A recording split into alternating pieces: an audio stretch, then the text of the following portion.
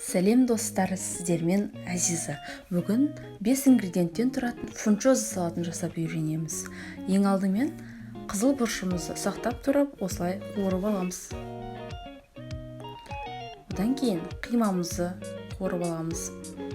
Өз қалауымыз бойынша дәмдеуіштер қосуға болады. Мен қызыл куркума және де шым-шым, тұз,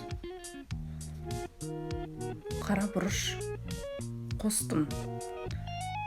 Яғни өз қалауларыңыз бойынша қосасыздар.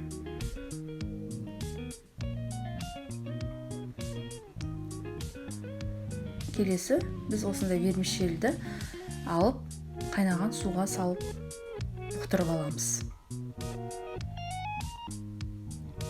15 минутқа алып қоямыз, бетін жауып.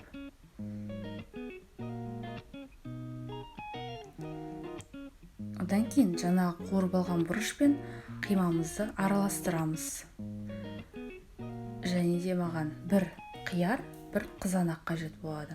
Соны турап алып, дайын болған фунчозамызға барлығын араластырып, чим-чим приправасын араластырамыз. Міне салатымыз дайын.